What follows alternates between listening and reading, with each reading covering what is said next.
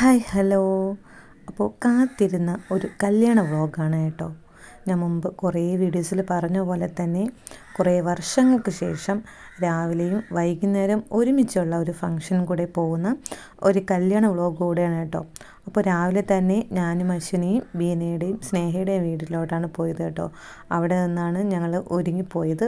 അപ്പോൾ ഞാനും രാവിലെ ഞങ്ങൾ രണ്ടുപേരും പോകുന്ന സമയത്ത് അശ്വിനിക്ക് അട്ട ഭയങ്കര പേടിയാണ് കേട്ടോ. അപ്പോൾ അട്ടയെ കണ്ട സമയത്തുള്ള ഒരു ഓട്ടമാണ് ഞാൻ രാവിലെ തന്നെ ആ ഒരു വ്ളോഗിൽ ഉൾപ്പെടുത്തിയത്. രാവിലെ ചെന്ന ഉടനെ തന്നെ പെട്ടെന്ന് തന്നെ ഡ്രസ്സൊക്കെ ചെയ്തു. മേക്കപ്പൊക്കെ ഞാൻ തന്നെയാണ് ചെയ്തത്.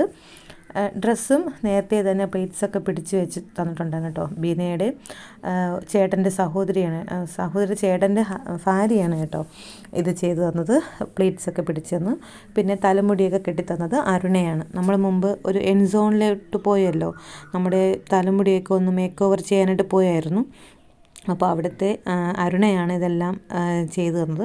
അപ്പോൾ ഞങ്ങൾ അവിടെ നിന്ന് നേരെ ഒരുങ്ങി ഞങ്ങളുടെ വീട്ടിലോട്ടാണ് വന്നത്. കാരണം അവിടെയാണ് വണ്ടിയൊക്കെ ഇട്ടിരുന്നത്.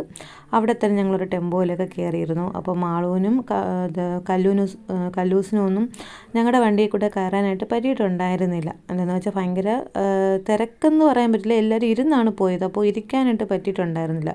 വെറുതെ എന്തിനാ അത്രയും ദൂരം വരെ നിൽക്കുന്നതെന്ന് കരുതിയിട്ട് അവർ തൊട്ടടുത്തൊരു വണ്ടിയിലാണ് പോയത് കേട്ടോ. അപ്പം ഞാനും സ്നേഹയും ബീനയും അശ്വിനിയും ആദവും ഒരു വണ്ടിയിലായിരുന്നു. പിന്നെ എബിയും ചേട്ടനൊക്കെ ഒരു വണ്ടിയിലാണ് വന്നത് കേട്ടോ. അപ്പോൾ ഈ ഒരു കല്യാണത്തിനായിരിക്കും ഞങ്ങൾ സത്യം പറഞ്ഞാൽ സെപ്പറേറ്റഡ് ആയിട്ടിരുന്നത്. കല്യാണത്തിനായിരുന്നാലും ഫുഡ് കഴിക്കുന്ന സമയത്തായിരുന്നാലും ചേട്ടൻ്റെ ഫ്രണ്ട്സിൻ്റെ കൂടെയും ഞാൻ എൻ്റെ ഫ്രണ്ട്സിൻ്റെ കൂടെയായിരുന്നു. അപ്പോൾ ഇതാണ് നമ്മുടെ പെൺകുട്ടി കേട്ടോ. അപ്പോൾ പയ്യൻ നേരത്തെ തന്നെ വന്നു, മണ്ഡപത്തിലോട്ട് ഇരുത്തി. പിന്നീട് പെൺകുട്ടി വന്നു, മണ്ഡപത്തിൽ വലമൊക്കെ വെച്ചു.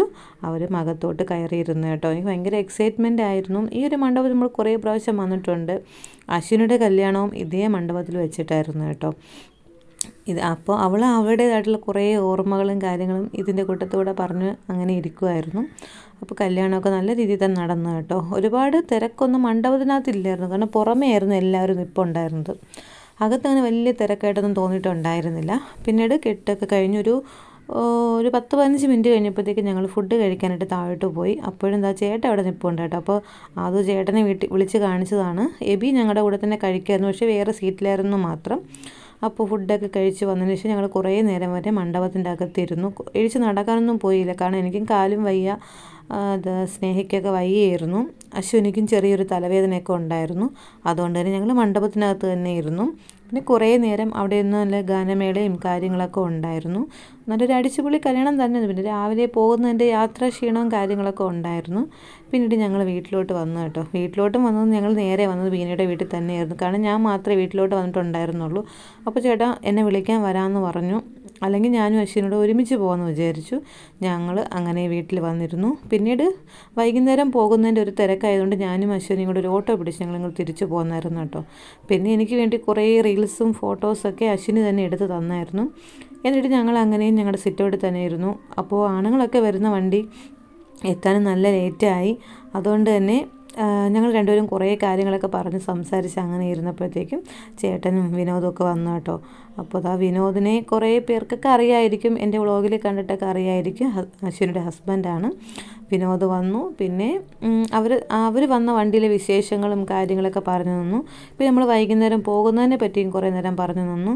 പിന്നെ ചേട്ടനായിട്ടും കുറേ നേരമൊക്കെ സംസാരിച്ചു. പിന്നീട് പെട്ടെന്നൊന്ന് ഫ്രഷായിട്ട് അടുത്ത് വൈകുന്നേരം പോകാമെന്ന് കരുതിയിട്ട് ഞങ്ങൾ രണ്ടുപേരും രണ്ട് വഴിക്കായിട്ട് പിരിഞ്ഞു.